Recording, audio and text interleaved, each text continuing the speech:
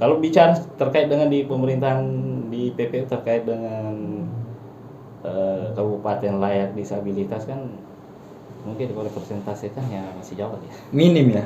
Bukan minim. Masih jauh? Masih jauh. Nyaring aja nggak apa-apa. Masih. Assalamualaikum warahmatullahi wabarakatuh. Saat ini kita kedatangan tamu yang bukan orang yang asing buat saya pribadi, tapi setidaknya bisa menjadi sebuah nilai edukasi karena beberapa kali saya diskusi dengan beliau. Kelihatan lebih tua. Beliau. Banyak hal yang bisa kita serap. Nah, ini saya berharap ini bisa di-sharing di Sampul Said. Langsung saja. Adi Kade. Selamat datang saudaraku. Saudaraku. Selamat datang juga. Selamat datang di Sampul Said. Apa aktivitas saat ini? Ya biasa-biasa aja. Nggak ada yang terlalu wow juga. Kan kita tahu nih. Adi punya aktivitas di luar dari aktivitas jurusan Adi sebagai jurnalis. Padahal latar belakangnya itu apa latar belakangnya? Ya kalau dirunut dari Latar belakang pendidikan? Latar belakang pendidikan ya seharusnya jadi guru. Jadi guru ya? Iya, namanya Terus juga sarjana pendidikan kan harusnya jadi guru. terus kemudian masuk di dunia jurnalis itu kenapa?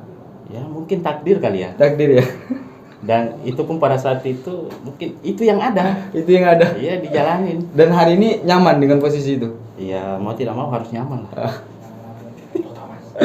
Jadi untuk bicarain tentang masalah, saya tidak mau bicarain tentang masalah jurnalis untuk momen ini. Saya mau bicarain tentang apakah pengetahuan seorang adikade terkait tentang masalah anak berkebutuhan khusus. Karena saya dengar kan anak berkebutuhan khusus nih fokusnya apa sih, jurusan apa kemarin? Kalau nama jurusannya sih pendidikan luar biasa. Ya. Spesifikasi ininya kan anak berkebutuhan khusus. Anak berkebutuhan khusus ya. Harusnya jadi guru di SLB Ya, gitu ya. Harusnya jadi gitu. Nah sebelum muncul ada namanya anak berkebutuhan khusus, dulu namanya kan anak berkelainan atau anak cacat. Cacat. Seiring dengan perkembangannya bahasa, kata cacat itu kan dianggap terlalu kasar dan itu bisa mempengaruhi psikologi anak maupun psikologi keluarga. Jadi makanya ada beberapa istilah kalau di Indonesia sendiri itu dijadikan anak berkebutuhan khusus. Kemudian kan kalau bahasa asingnya lah, bahasa orang Eropa lah, ya disabilitas. Disabilitas. Ya. Saat ini menurut seorang Adi, kondisi perhatian semua elemen, karena ini kan bukan bicara tentang tanggung jawab satu elemen saja ya, pemerintah atau kelompok, bukan hanya itu kan, atau cuma guru memperhatikan anak-anak yang betul-betul spesial. Kalau saya sih lebih nyebutnya itu anak-anak spesial ya, karena memang mereka diciptakan dengan kespesialan dan kita punya kewajiban untuk menjaganya. Sejauh mana sih andil secara keseluruhan dulu untuk bicara perhatian terhadap anak-anak spesial kita ini? Kalau secara general sih dari tahun ke tahun itu sudah mulai mengalami perkembangan yang cukup signifikan. Karena dulu kan anak berkebutuhan khusus kan dari kelompok keluarga dulu itu dijadikan bahwa itu adalah aib keluarga. Ada kesan seperti itu? Ada kesan seperti itu. Kemudian kan di antara anak berkebutuhan khusus kan ada beberapa jenis itu. Yang pertama yang umumnya kita lihat itu yang pertama itu anak tunagrahita. Anak tunagrahita itu kan ada terbagi 3 item lagi. Tunagrahita ringan, ada sedang, dan ada yang berat. Nah yang berat itu lebih ke idiot. Nah ini yang idiot ini lebih khususnya lagi yang biasa kita kenal itu anak hidrosepalus. Jadi anak hidrosipalus itu masuk kategori idiot, tunagrahita berat, kategori berat itu. Karena dari segi kemampuan otaknya itu kan tidak bisa diapa-apain lagi. Kalau tunagrahita sedang itu kan yang biasa lebih umumnya dikenal di kalangan masyarakat itu ini anak 1000 wajah. Anak 1000 wajah ya. Kalau anak tunagrahita ringan itu secara fisik itu nggak ada kelainan sama sekali. Nggak ada kelainan. Nah, Tapi itu bisa tingkah lakunya, itu bisa terdeteksi ketika kita ajak komunikasi. contohnya. Ya, apa aja. Itu nanti ada antara pertanyaan yang agak rumit itu pasti nggak bakalan nyambung. Untuk bisa mendeteksi itu caranya bagaimana?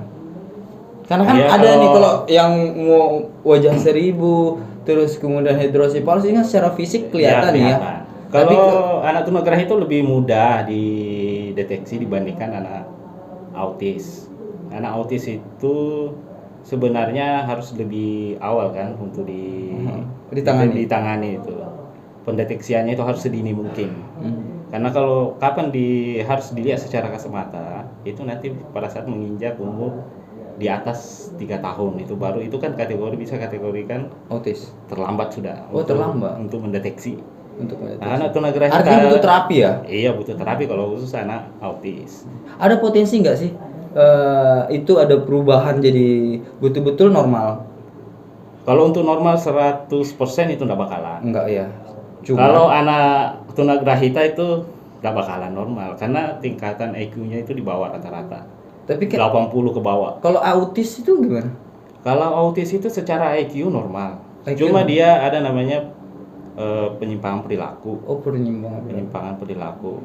Itu kan nggak bisa fokus di satu titik, kemudian itu susah komunikasi. Oh, Dan dia bakalan betah di satu titik tertentu. Kontak mata susah.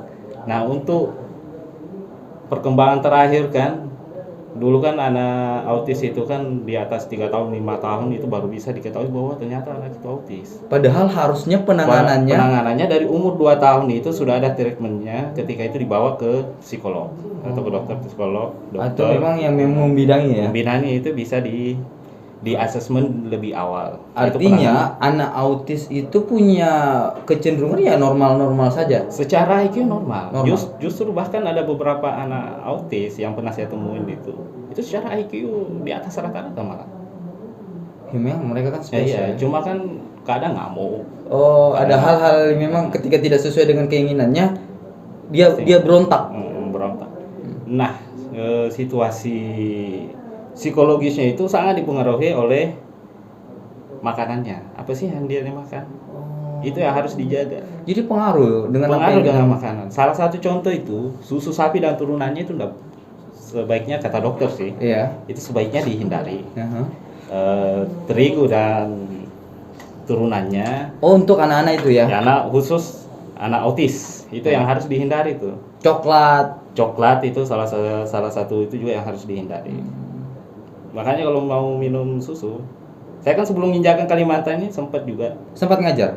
tanganin guru pendamping anak autis itu selama 6 bulan. Tapi ini kategori anak autis sudah ringan, Oh, sudah levelnya ringan. sudah dibawa karena anak itu sudah bisa komunikasi, kontak mata sudah bisa, tapi masih perilakunya itu masih belum seimbang.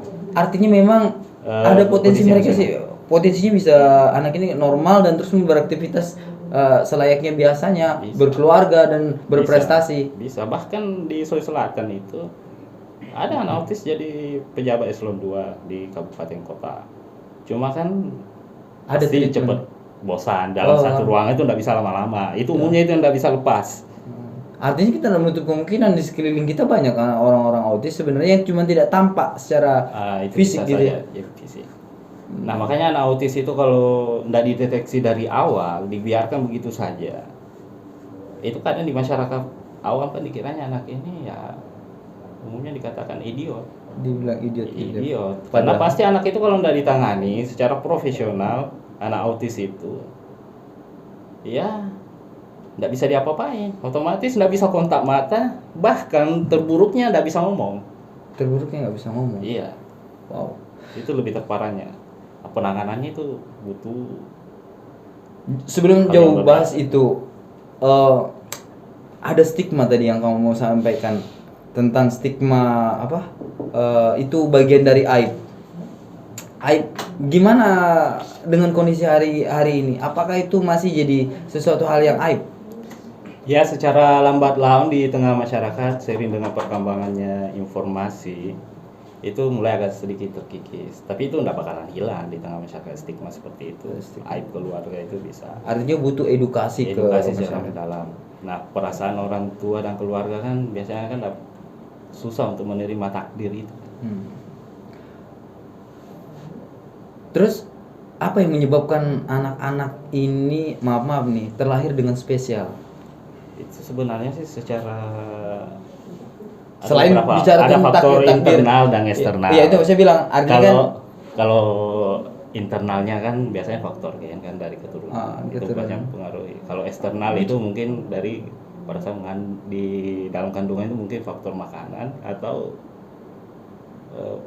radiasi. Artinya pengaruh makanan juga punya dampak gitu Iya, ya. punya dampak. Jadi hamil jangan sembarang makan gitu ya. Iya, itu bisa. Yang mesti dijaga itu apaan sih? Ya termasuk itu pola makan pada ya orang tuanya. Hal yang makanan yang betul-betul kebutuhan gizi buat si cabang bayi ya. Iya, mungkin itu lebih spesifik yang bisa bahas itu kan ilmu ilmu gizi kan. Ilmu gizi. Jadi dari semua yang Adi lihat bicarain tentang masalah di daerah kita. Udah berapa lama di PPU? Kan sudah jadi orang PPU kan? Tinggal KTP-nya sih sudah KTP. KTP-nya KTP orang PPU ya? Udah KTP PPU. Tapi belum ada, masih lajang atau apa gitu di KTP? Kalau itu Hah? pertanyaan sensitif itu. Oh iya. Nah, ini menarik nih, siapa tahu kan hari ini orang publik harus tahu bahwa kita kasih edukasi dan punya orang cerdas yang punya tinggal dimanfaatkan. Hari ini ada banyak orang cerdas yang kemudian harus dimanfaatkan. Kalau dari beberapa tahun di sini, kurang lebih berapa? Kita nggak usah bahas, bilang kalau sudah Adi belum nikah gitu nggak usah bahas. 7 tahun sih kayaknya sih. Sudah 7 tahun. Hampir 7 tahun lah. 7 tahun. Sepertinya 7 tahun. Hampir 7 tahunan ya.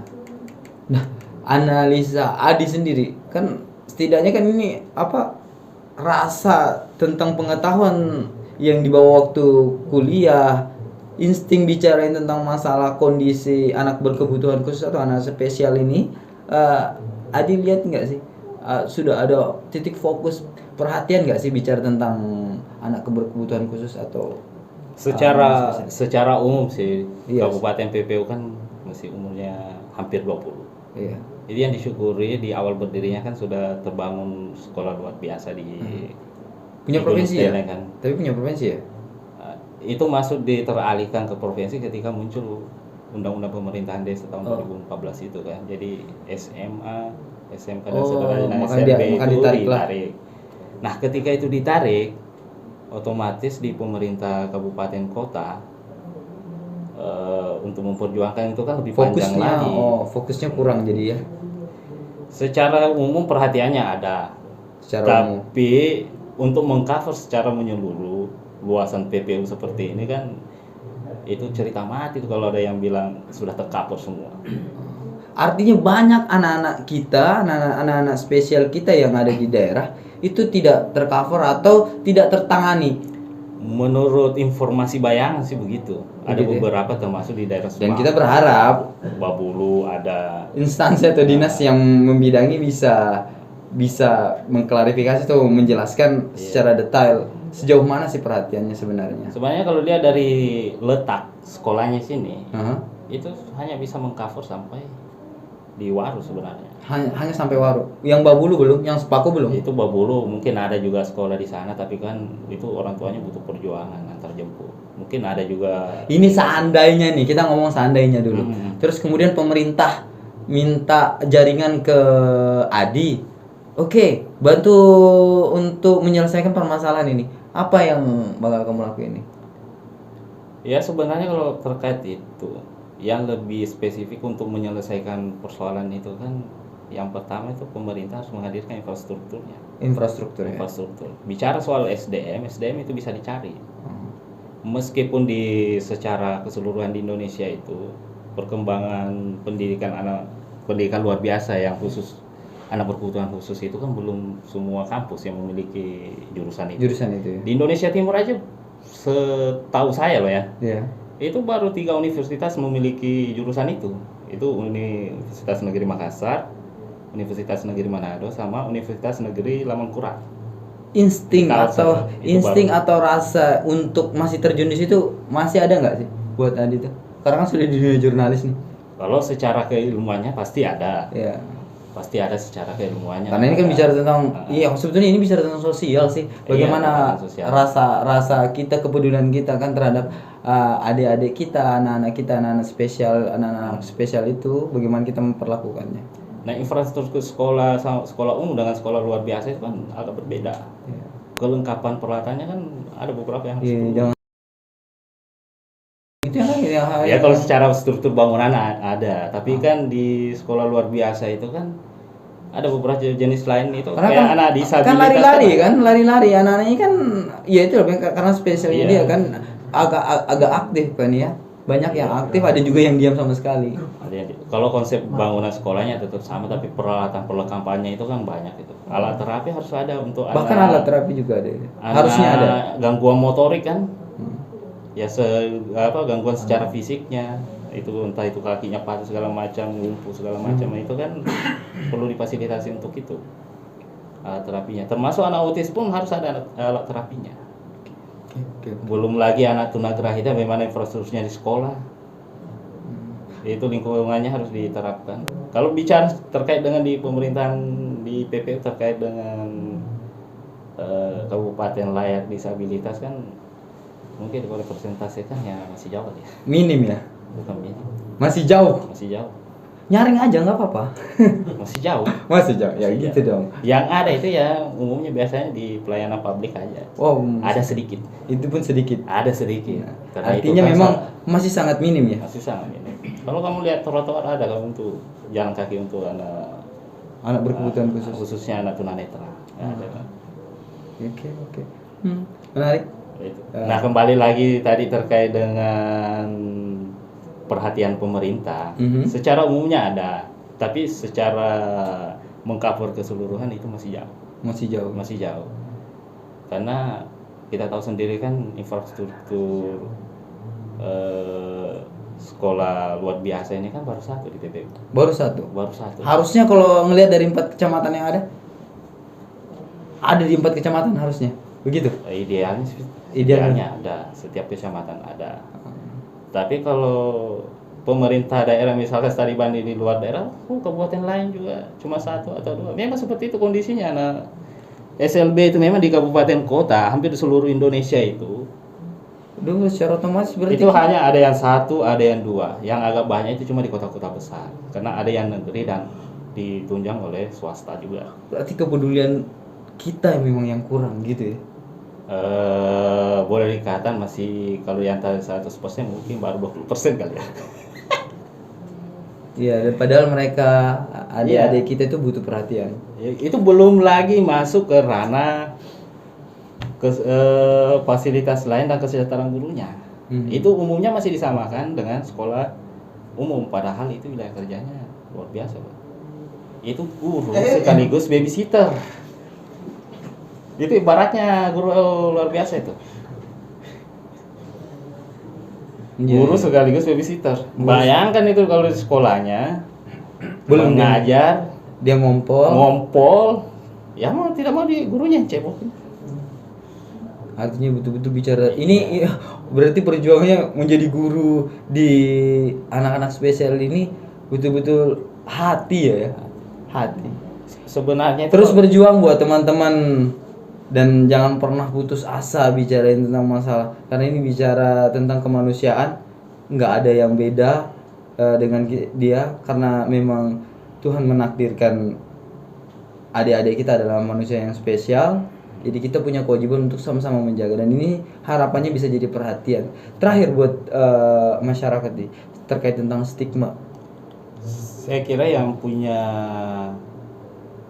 keluarga yang berkebutuhan khusus, saya kira jangan berkecil hati. Karena ruang untuk pendidikan itu sudah ada disiapkan oleh pemerintah, meskipun itu belum maksimal. Masih ada yang dekat dan ada yang masih merasa jauh. Karena kan di kabupaten kita kan baru 1. Kemudian bicara sebenarnya pemerintah daerah itu dikasih kelonggaran untuk membuka sekolah inklusi untuk pendekatan sekolah-sekolah umum. Itu bisa membuka sekolah inklusi. Artinya diperbolehkan itu sekolah inklusi itu konsepnya anak normal dengan anak berkebutuhan khusus bisa dicampur dalam satu kelas. Tapi tidak semuanya anak berkebutuhan khusus boleh. Tapi itu kan ada yang berat, ada yang berat nggak bisa digabung. Bisa tetap di SLB. Misalkan kayak anak autis ringan itu sudah bisa masuk. Ada daerah nggak yang lakukan itu? Banyak di Balikpapan. Dan harapanmu untuk wilayah PPU sendiri? Di Pasir ada.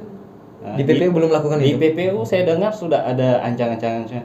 Sebatas ancang-ancang. Masih ancang. Dari dulu. Ancang mulu-mulu. Iya, dari awal-awal aku di sini kan baru ancang-ancang. Oh ya Mas ada itu, tapi kan baru sebatas ancang dan tidak ada.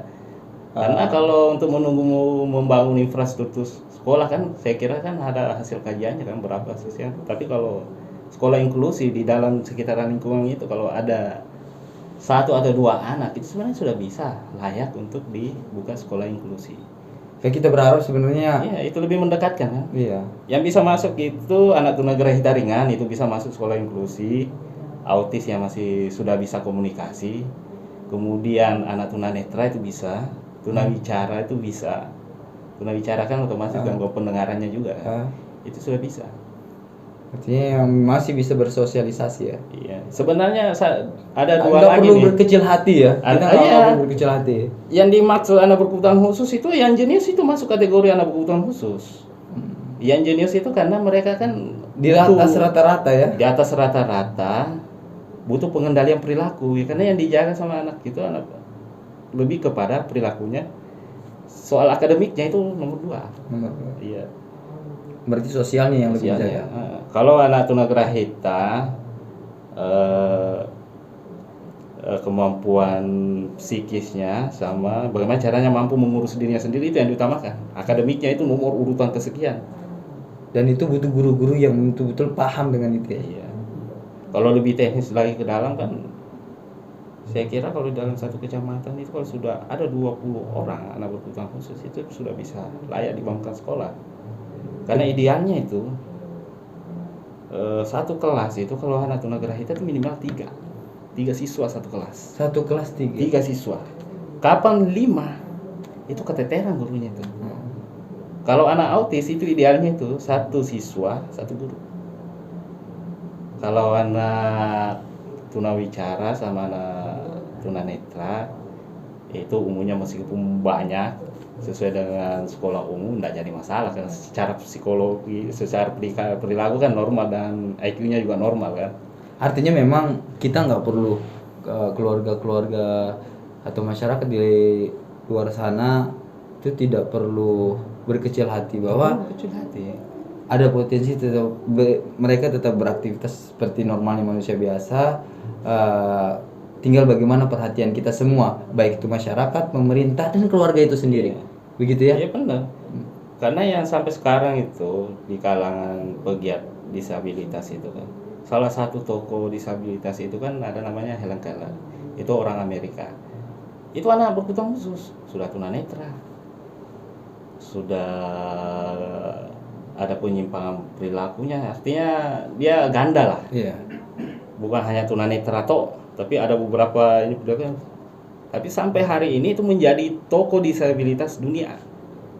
Artinya memang itu bukan sebuah batasan orang untuk berkarya. Bahkan ada anak tunagrahita sedang, itu anak 1000 wajah itu kan. Ya. Punya bakat di musik atau segala macam. Ada bakat. Kalau ada anak seperti itu punya bakat kan itu yang harus dikembangkan. Itu yang dikembangkan. Itu yang dikembangkan. Tinggal bagaimana perhatian kita semua. Kembali lagi perhatian. Iya, paling minimal lah kalau kita di daerah anak-anak berkebutuhan khusus, utamanya anak tunagrahita itu bisa mengurus dirinya sendiri, Itu bisa mandi sendiri, bisa cuci pakaian sendiri, minimal itu. Bisa menghitung duit, membayar, minimal itu kalau dari segi akademiknya itu kan. Yang jelas mengenal duit, bisa belanja. Minimal di situ aja. Itu dulu. Minimal itu. Yang terpenting dia bisa bersosialisasi. Bisa bersosialisasi dengan lingkungan sekitarnya. Oke, mungkin itu dulu nih. Terima kasih udah nyisikan waktu dan mau berbagi pengetahuan, informasi untuk mengedukasi masyarakat secara luas. Mungkin itu dulu dia. Ya, Terima kasih. ini meskipun singkat tapi setidaknya bisa jadi sebuah nilai di saya pribadi, terus kemudian di masyarakat secara umum dan buat kita secara keseluruhan. Terima kasih di billahi taufiq wal hidayah. Wassalamualaikum warahmatullahi wabarakatuh. Waalaikumsalam.